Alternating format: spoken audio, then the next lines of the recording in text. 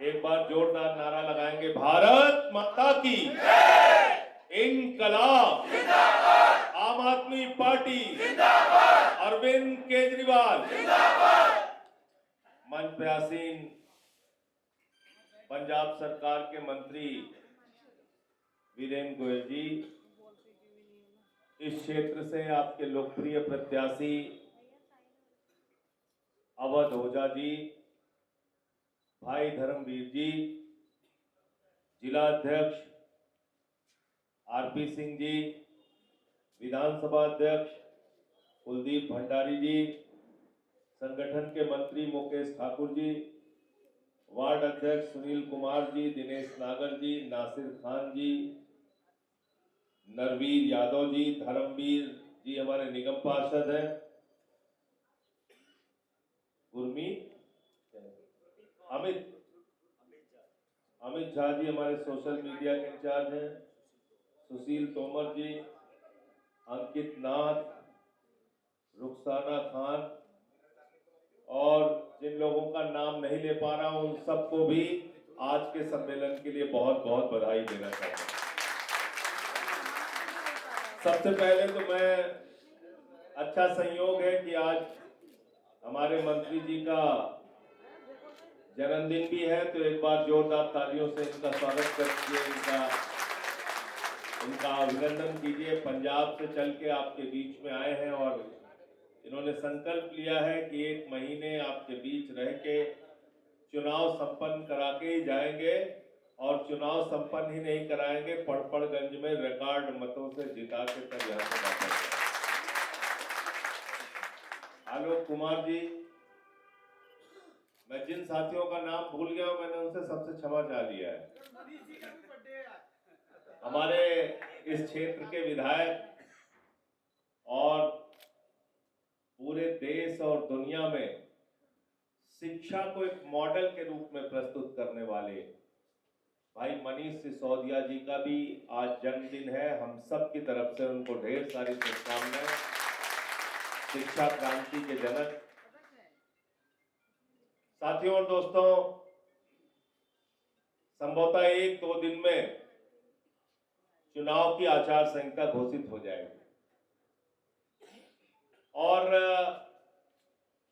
फिर नामांकन की प्रक्रिया और अपने प्रचार में आप लोग जुट जाएंगे। लेकिन सबसे महत्वपूर्ण बात आम आदमी पार्टी के बारे में क्या है? भारतीय जनता पार्टी चुनाव मैदान में है, कांग्रेस पार्टी चुनाव मैदान में है। दोनों पार्टियों का दिन रात एक ही काम है, गाली दो, गाली दो और गाली दो। भारतीय जनता पार्टी के नेताओं से आप कुछ भी पूछिए, उनके मुंह से गाली के अलावा कुछ नहीं निकलता। क्या ऐसे लोगों के हाथ में दिल्ली का भविष्य सुरक्षित है क्या? नहीं। जोर से बोलिए, सुरक्षित है क्या? इन गालीबाजों के हाथ में दिल्ली का भविष्य सुरक्षित है क्या? नौजवानों का भविष्य सुरक्षित है क्या? माताओं बहनों का भविष्य सुरक्षित है क्या? हमारे बुजुर्गों का भविष्य सुरक्षित है क्या? और सबसे बड़ी बात, इस देश, इस दिल्ली के भविष्य, हमारे नौनिहाल, हमारे बच्चे, उनका भविष्य सुरक्षित है क्या? तो एक पार्टी है जिसके पास बताने के लिए कुछ नहीं। उनसे आप पूछिए, क्या करना चाहते हो दिल्ली के लिए? तो कहते हैं झगड़ा कराना चाहते हैं। क्या करना चाहते हो दिल्ली के लिए? हिंदू मुसलमान का झगड़ा हो, सिखों के खिलाफ उनको खालिस्तानी कह के अपमानित किया जाए, किसान बोले तो लाठियों से पीटा जाए। अरे भैया, शिक्षा पे बात कर लो। नहीं नहीं नहीं नहीं नहीं, शिक्षा से तो कोई मतलब नहीं, हमें तो झगड़ा कराना है। हमने देखा इसी दिल्ली के अंदर, देश की राजधानी दिल्ली में भारतीय जनता पार्टी के लोगों ने चुनाव के बाद 5 साल पहले दिल्ली को नफरत की आग में झोंकने का प्रयास किया। ऐसी पार्टी की जमानतें जब्त करानी है दिल्ली के अंदर, और हमें बात करनी है शिक्षा पे, स्वास्थ्य पे, बिजली पे, पानी पे। भाजपाई राष्ट्रवाद के बारे में बोलते हैं, इससे ज्यादा मजाक मुझे कुछ नहीं लगता। प्रधानमंत्री राष्ट्रवाद के बारे में बोलते हैं, बीजेपी के लोग राष्ट्रवाद के बारे में बोलते हैं। वो पार्टी जिसने नवाज शरीफ के बर्थडे का केक काटने के लिए प्रधानमंत्री बिना बुलाए चले गए थे, वो पार्टी जिसने हिंदुस्तान में आतंकवाद फैलाने वाले संगठन आईएसआई को पठानकोट में बुलाकर हमारे शहीदों की जांच कराने का काम किया, वो पार्टी जिसने भारत के प्रधानमंत्री के तौर पे नरेंद्र मोदी ने पहली बार पाकिस्तान के प्रधानमंत्री को अपने शपथ ग्रहण समारोह में बुलाने का काम किया, वो पार्टी जिनके पूर्वजों का इतिहास अंग्रेजों के साथ मिलकर क्रांतिकारियों की गद्दारी करने का है, वो कभी भी राष्ट्रभक्त और राष्ट्रवादी नहीं हो सकते हैं, याद रखें। ये लोग राष्ट्रवाद की बात करेंगे जो अंग्रेजों की दलाली करने का काम करते थे। इतिहास पढ़ लेना उठा के इनके मुंह से राष्ट्रवाद की बात अच्छी नहीं लगती। दूसरी बात, भ्रष्टाचार के खिलाफ बोलते हैं भाजपा। मैंने तो पार्लियामेंट के अंदर कहा कि भ्रष्टाचार के खिलाफ भाजपाई बोलते हैं तो लगता है ओसामा बिन लादेन अहिंसा पे उपदेश दे रहा है।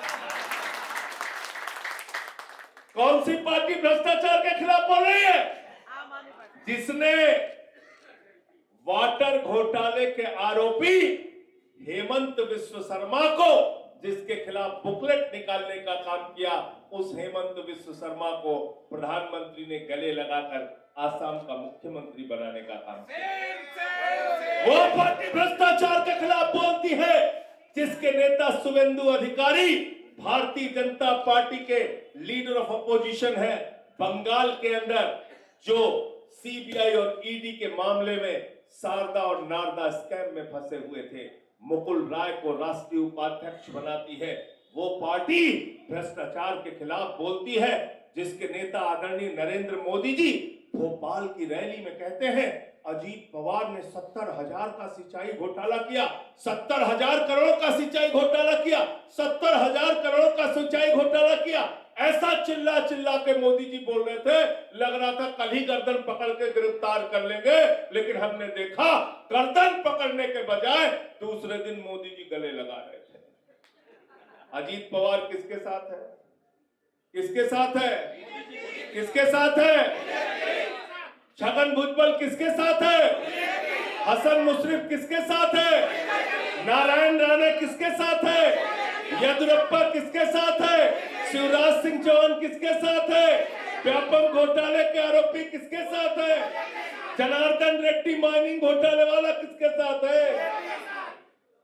हिंदुस्तान के बड़े बड़े भ्रष्टाचारी आज किसके साथ है? किसके साथ है? किसके साथ है? नरेंद्र मोदी और बीजेपी के साथ।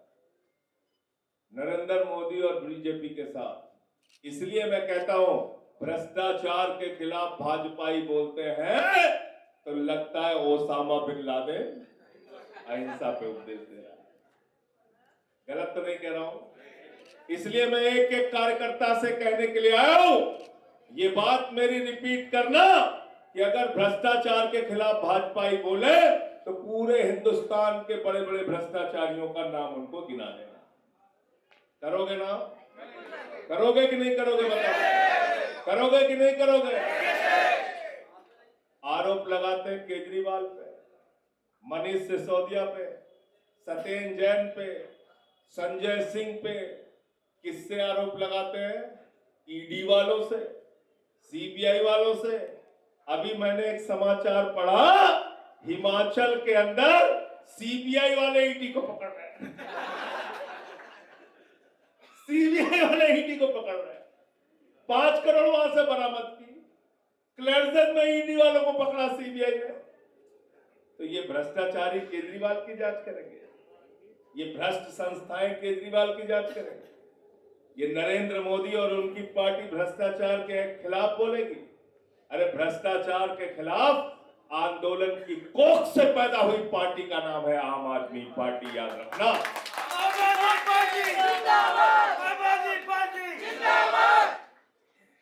हमने लड़ाई लड़ी है भ्रष्टाचार के खिलाफ, और हिंदुस्तान के पहले मुख्यमंत्री अरविंद केजरीवाल, जिन्होंने अपने मंत्रिमंडल के एक मंत्री को एक मामला उनके संज्ञान में आया तुरंत निकाल के बाहर करने का काम किया। हिंदुस्तान के एक नेता का नाम बताओ।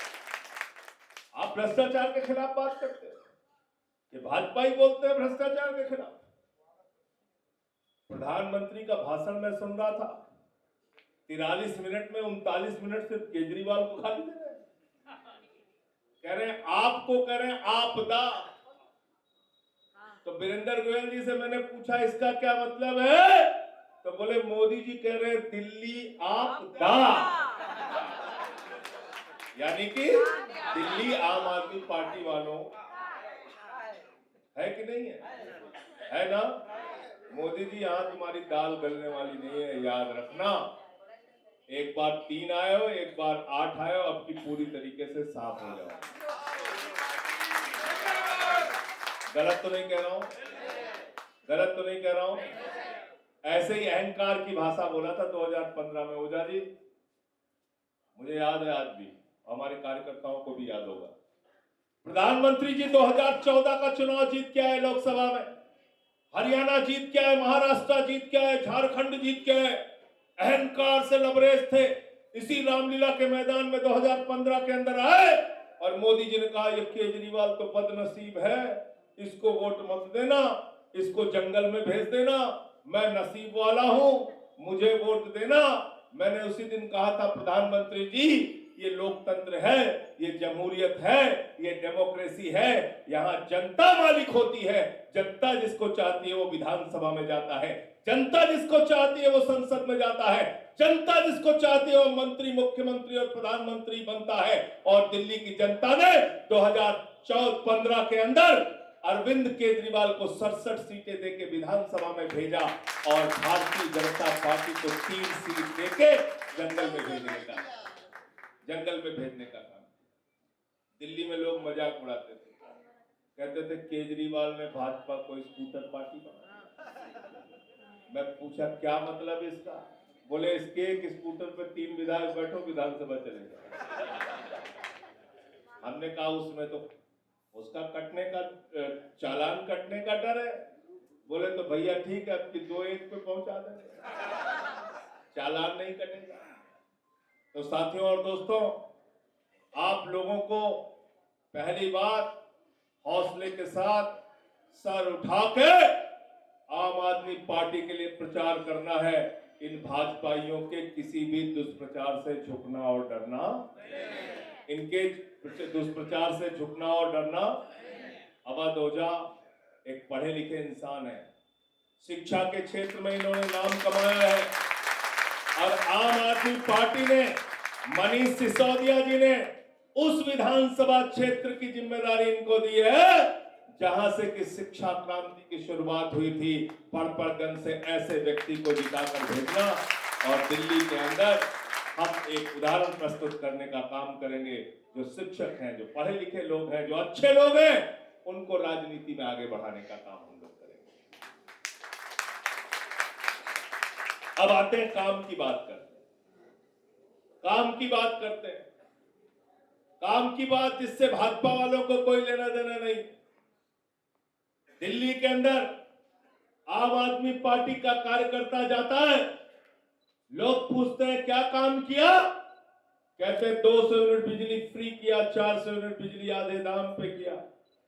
भाजपा वालों से पूछते हैं क्या काम किया, बोले 2 करोड़ नौकरी का मोदी जी ने वादा किया था 2014 में, 22 करोड़ नौकरी मिलनी थी, आज तक 2 नौकरी किसी को नहीं दे पाया।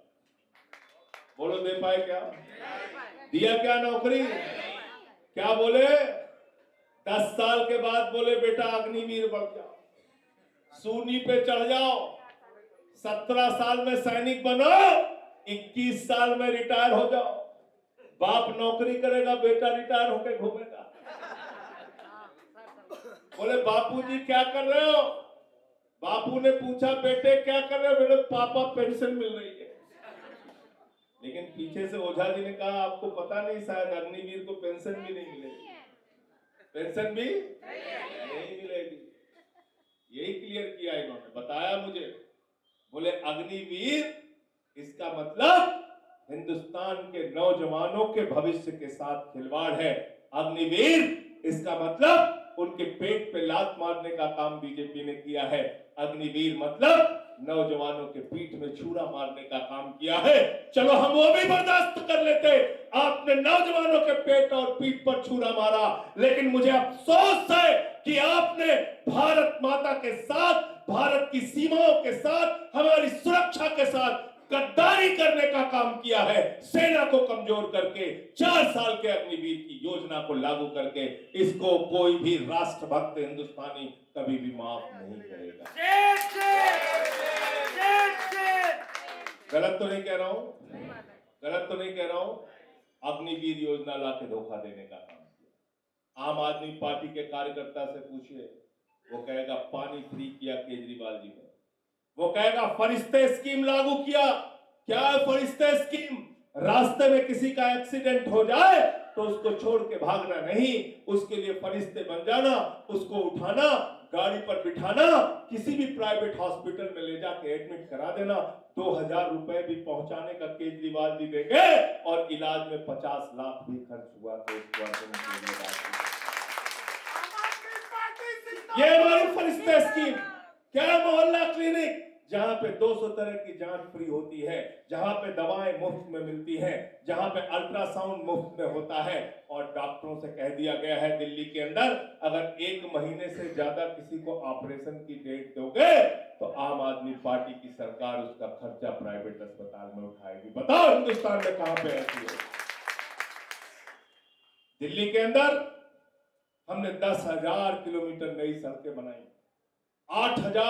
6,800 किलोमीटर की सीवर लाइन बिछाई, 4,000 किलोमीटर के वाटर पाइपलाइन हमने बिछाया, मेट्रो का नेटवर्क 200 किलोमीटर था उसको 450 किलोमीटर तक पहुंचाने का काम किया, 553 मोहल्ला क्लिनिक खोलने का काम किया, 22,000 नए क्लासरूम बनाने का काम किया। अरे शिक्षा के क्षेत्र में तो ऐसा काम किया आम आदमी पार्टी और केजरीवाल की सरकार ने कि 2015 के अंदर केजरीवाल जी स्कूलों का दौरा करने के लिए जाते थे, मनीष सिसोदिया जी दौरा करने के लिए जाते थे, मकड़ी के जाले लगे रहते थे सरकारी स्कूलों में, टाट पट्टी पर बच्चे बैठ के पढ़ते थे, टॉयलेट का इंतजाम नहीं होता था बेटियों के लिए। आज उन्हीं सरकारी स्कूलों में आपके बच्चों की पढ़ाई के लिए एयर कंडीशन कमरे अरविंद केजरीवाल की सरकार ने स्विमिंग पूल का निर्माण कराया, एथलीट के ग्राउंड बनवाए, हॉकी के ग्राउंड बनवाए, शिक्षा के क्षेत्र में इतना बड़ा परिवर्तन करने का काम किया। और जब नरेंद्र मोदी जी ने ट्रंप की पत्नी जब हिंदुस्तान आई, अमेरिका के राष्ट्रपति ट्रंप की पत्नी जब हिंदुस्तान आई, मोदी जी ने कहा मैडम गुजरात का स्कूल देख लीजिए, उसने कहा नहीं देखना। बोले मध्य प्रदेश का देख लीजिए, उसने कहा नहीं देखना। बोले हरियाणा में खट्टर का स्कूल देख लीजिए, उसने कहा नहीं देखना। अरे बोले योगी बाबा का यूपी में देख लीजिए, उसने कहा उसका तो बिल्कुल नहीं देखना। तो बोले देखना क्या है? तो बोले हमें केजरीवाल और सिसोदिया का स्कूल देखना। पहले लोग कहते थे अमेरिका से सीखो, अमेरिका से सीखो, अमेरिका से सीखो। आज अमेरिका वाला कह रहा है केजरीवाल से सीखो, टोपी वालों से सीखो, आम आदमी पार्टी से सीखो। साथियों और दोस्तों, हमारा गुनाह यह है कि हमने दिल्ली के लोगों के लिए काम किया। हमारा गुनाह यह है कि हमने देश को एक मॉडल देने का काम किया। हमारा गुनाह यह है कि न्यूयॉर्क टाइम्स में दिल्ली के स्कूलों के बारे में छपा, दुनिया के तमाम अखबारों में मोहल्ला क्लिनिक के बारे में छपा। हमारा गुनाह यह है कि कोफी अन्नान जी जो अब इस दुनिया में नहीं है, उन्होंने हिंदुस्तान के मोहल्ला क्लिनिक की, दिल्ली के मोहल्ला क्लिनिक की तारीफ की और कहा ऐसे ही स्वास्थ्य की व्यवस्था होनी चाहिए। और इस गुनाह के चलते नरेंद्र मोदी ने एक एक करके हमें जेल में भेजने का काम किया। हमारा कोई गुनाह नहीं साथियों, कोई गुनाह नहीं।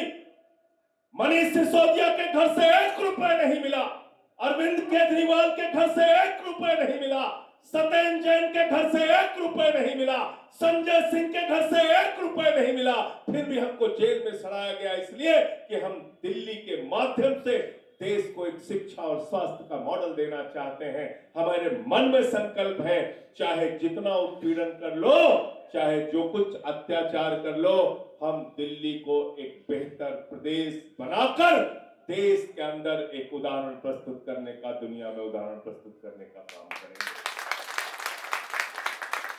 हम आपकी बदल भुड़कियों से रुकने वाले नहीं हैं। पंजाब में 92 सीटें आ गई, वहां भगवंत मान जी की सरकार ने 50,000 सरकारी नौकरियां दी, मोहल्ला क्लिनिक बनाया, अच्छे स्कूल बनाए, 300 यूनिट बिजली फ्री देने का काम किया पंजाब के अंदर। बड़ा पेट में दर्द होता है भाजपाइयों के, कह रहे 1,000 रुपए अभी नहीं दिया। हमने कहा इतना काम किया, ये भी दे देंगे, ये भी पूरा कर देंगे। सबसे ज्यादा परेशान किस बात से है? सबसे ज्यादा विरोध भाजपाई कर रहे हैं जब से केजरीवाल जी ने 2100 रुपए माताओं बहनों के लिए हर महीने घोषित किया है। कर रहे नहीं कर रहे बताओ? कर रहे हैं ना? तब से विरोध कर रहे हैं। जब से उन्होंने कहा संजीवनी योजना हम लागू करेंगे, 60 साल के ऊपर के बुजुर्गों को कई बार उनके बच्चे छोड़ देते हैं, इंश्योरेंस कंपनियां उनके इलाज का जिम्मा लेने से मना कर देती हैं। ऐसे लोगों के लिए अरविंद केजरीवाल जी ने कहा हम संजीवनी स्कीम लागू करेंगे। 60 साल के ऊपर के बुजुर्गों को कोई चिंता करने की आवश्यकता नहीं है। गवर्नमेंट हॉस्पिटल हो या प्राइवेट हॉस्पिटल हो, इलाज में अगर लाखों खर्च भी होगा तो अरविंद केजरीवाल की आम आदमी पार्टी की सरकार उठाएगी। इस बात से परेशान। अभी हमने पुजारियों की सम्मान राशि घोषित कर दी, उससे परेशान है। कह रहे कहां से पैसा लाओगे? हमने कहा अडानी के घर से लाएंगे। कह रहे कहां से बहुत पैसा लाओगे? हमने कहा नीरव मोदी से लेके आएंगे। कहां से लाओगे पैसा? हमने कहा विजय माल्या से, ललित मोदी से, सबसे लाएंगे पैसा। ये जितने बेईमान हैं, हजारों करोड़ हिंदुस्तान का लूट के भाग गए, विदेशों में बैठे हैं, आपको चिढ़ा रहे हैं। पूरे देश का पैसा उनके ऊपर लुटाने वाली भाजपा हमसे पूछ रही है पैसा कहां से लाएंगे। अरे बेईमानो, अरविंद केजरीवाल ने बिजली फ्री दिया, पानी फ्री दिया, शिक्षा फ्री दिया, इलाज फ्री दिया, फरिश्ते स्कीम लागू की, बुजुर्गों की तीर्थ यात्रा फ्री किया, माताओं बहनों के लिए बस की यात्रा फ्री किया, और सब कुछ फ्री करने के बाद 10 साल से मुनाफे का बजट दिल्ली का को दिया। 2100 रुपए की भी योजना हम लागू। और भाजपा ने क्या किया? बोले 2 करोड़ नौकरी देंगे हर साल। मित्रों, अब नौजवान खोज रहे हैं, भैया नौकरी का क्या हुआ? बोले बेटा पकौड़ा तल लो। बोले पकौड़ा तलने को आ जाते हैं बुलडोजर उजर। बाद में पूछना, आपकी बात सुनते जाएंगे। तो बोले पकौड़ा तल लो। फिर लोगों ने कहा रोजगार का क्या हुआ? अरे बोले तुम्हें मालूम नहीं है, नाली के गैस से भी चाय बनती है, नाली के गैस से चाय बना लो। अब एक नई योजना लेके आएगी बीजेपी की, मोदी जी की सरकार। वो जानते हैं क्या है ओझा जी? कटोरा योजना। देश के नौजवानों को कटोरा बांटा जाएगा।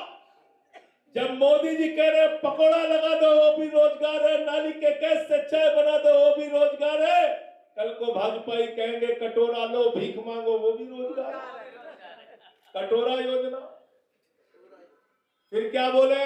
बोले इतना काला धन लाएंगे, इतना काला धन लाएंगे, इतना काला धन लाएंगे, हवाई जहाज में लाद के लाएंगे, ट्रैक्टर पे लाद के लाएंगे, बैलगाड़ी पे लाद के लाएंगे, और हर आदमी को कितना दे देंगे? सबको याद है, कोई भूला नहीं। गोयल साहब आपका आ गया? नहीं आया, किसी का नहीं आया। हमारी बहनें यहाँ जो बैठी हैं, इन्होंने अपने पति से छिपा के 1500 की नोट संदूक में रखी थी, और ये सोचा था कि जब बेटी की शादी होगी तो ये पैसा काम आएगा, घर बनवाना होगा तो ये पैसा काम आएगा, कोई घर में बीमार हो जाएगा तो ये पैसा काम आएगा। नरेंद्र मोदी जी ने कहा माताओं और बहनों वही काला धन है, लाइन में लगे, वो भी खाली करा लिया, वो भी खाली करा लिया। खाली करा लिया कि नहीं करा लिया बताइए? बदला लेना नहीं लेना? पेट्रोल महंगा कर दिया, डीजल महंगा कर दिया। क्या कहते थे, इनकम टैक्स खत्म हो जाएगा देश भर में। पेट्रोल तो 50 रुपए का बिकेगा, डीजल 40 रुपए का बिकेगा। ऐसा ऐसा फ्रॉड किया इस देश की जनता के साथ। किसानों को बोला फसल का दाम दोगुना हो जाएगा, देश के लोगों को बोला 15 अगस्त 2022 तक सबको पक्का मकान मिल जाएगा। सारी चीजों पे झूठ बोला। मैं मोदी जी के बारे में एक ही बात कहता हूं, मोदी जी के अंदर कोई हुनर हो ना हो, लेकिन गंजे को भी कंघी बेच सकते हैं। सेल्समैन बहुत अच्छे हैं, गंजे को भी कंघी बेच सकते हैं, इतना हुनर है। इसीलिए मैं बीजेपी के बारे में कहता हूं, झूठ और झगड़े की मिसाल है भारतीय जनता। भाजपा का क्या नाम है? भारतीय झूठा। भाजपा का क्या नाम है? भारतीय झगड़ा।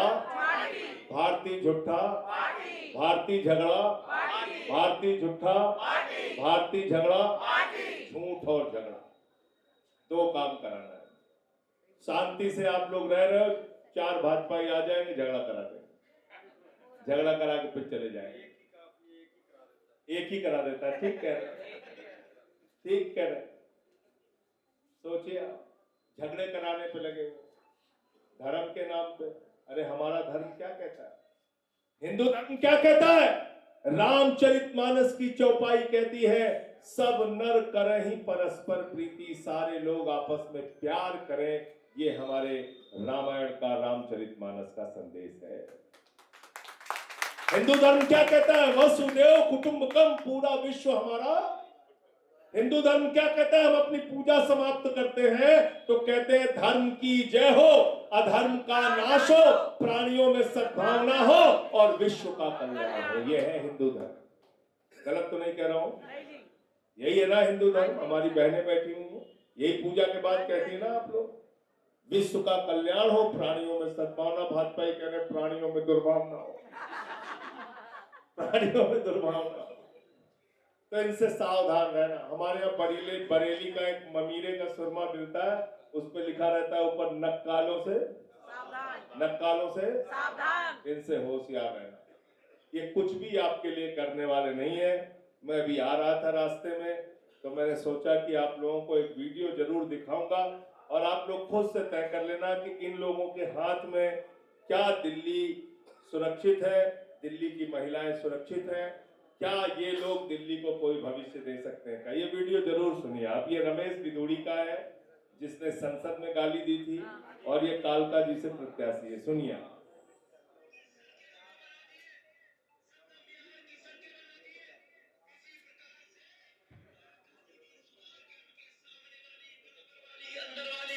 सारी की सारी सड़कें प्रियंका गांधी के गाल जैसे जरूर बना देंगे।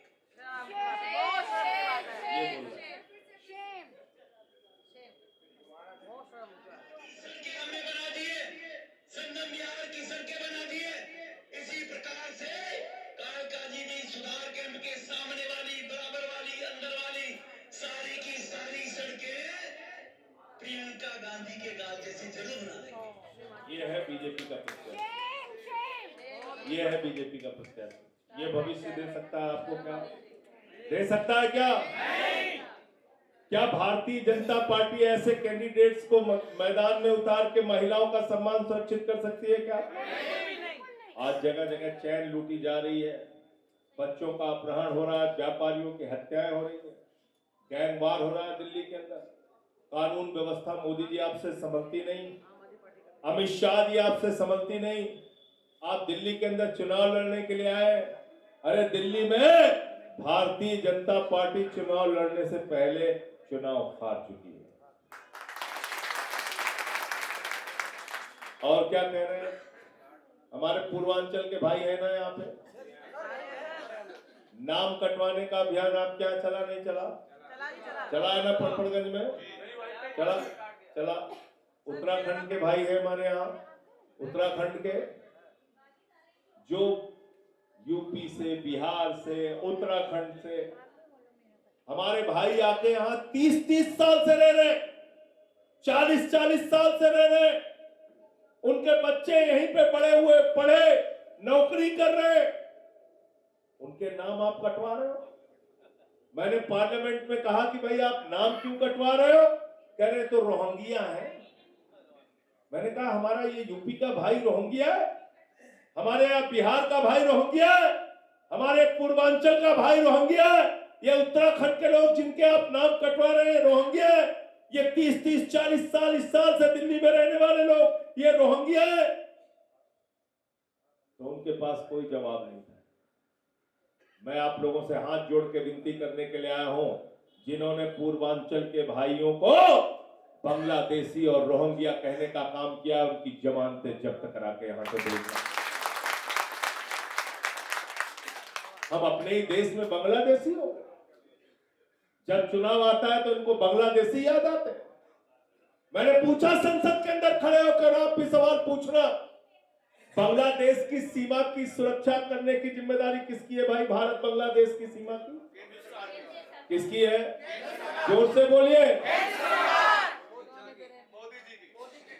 भारत बांग्लादेश की सीमा की सुरक्षा की जिम्मेदारी किसकी है? अमित शाह और केंद्र सरकार। गलत तो नहीं कह रहा हूं? और बांग्लादेश की सीमा लगती किससे है?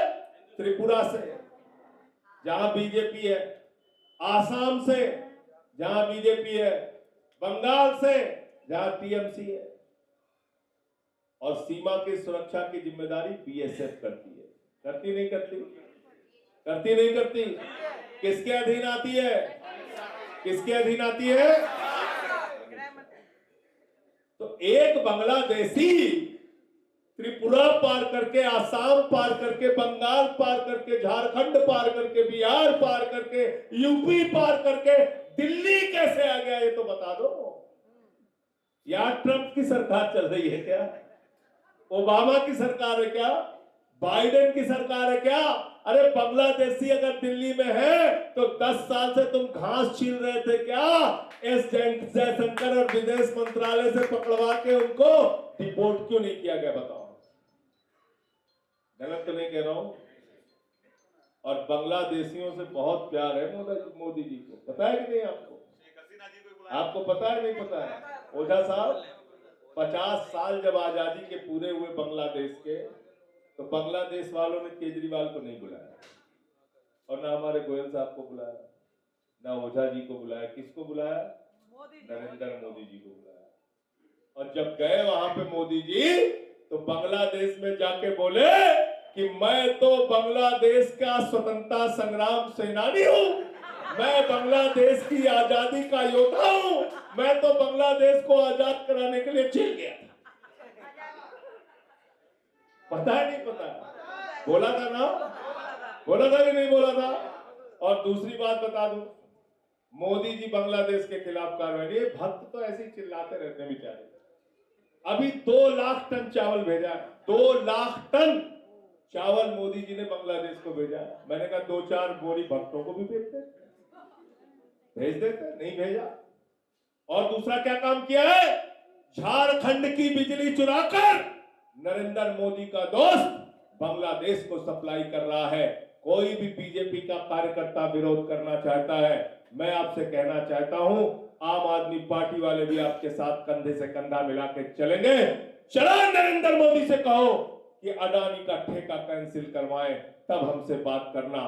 तुम्हारे बच्चे बांग्लादेश के अंदर शेखों के साथ दुबई और कतर में जाके धंधा करेंगे, और हमको यहाँ पे हिंदू मुसलमान के बीच में नफरत करने की बात सिखाओगे।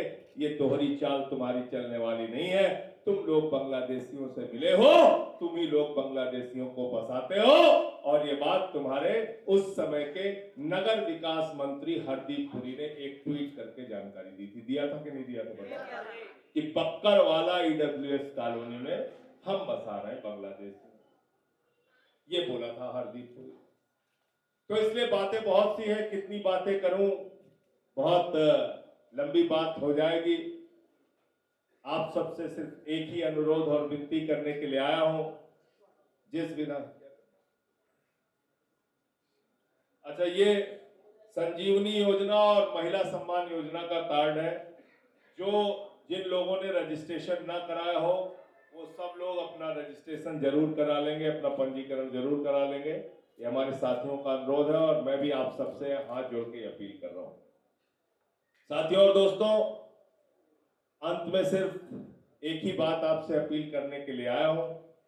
इस क्षेत्र से हम सबका बड़ा भावनात्मक रिश्ता है और रिश्ते का कारण है कि 3 बार से लगातार आपने मनीष सिसोदिया जी को यहां से जिता के भेजा है और उनके कंधे से कंधा मिलाकर चलने वाले एक साथी के रूप में आज अवध ओझा जी यहां से प्रत्याशी हैं।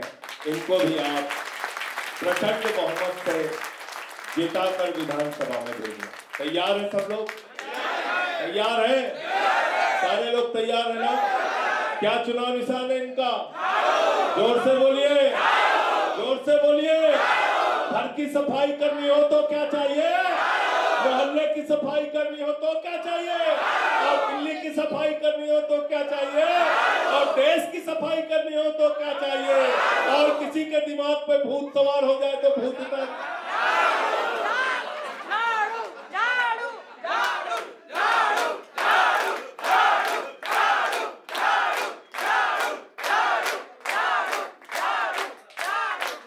तो हमारे यूपी बिहार में जब किसी को भूत सवार हो जाता है, 4 लोग टांग पकड़ के ओझा के पास लेके जाते हैं। ओझा दे झाड़ू दे झाड़ू।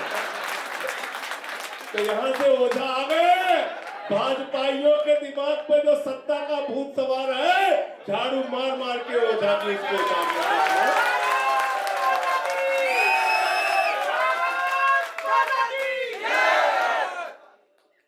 तैयार है सब लोग? तैयार है ना? बहुत बहुत शुक्रिया, बहुत बहुत धन्यवाद। इंकलाब जिंदाबाद, आम आदमी जिंदाबाद।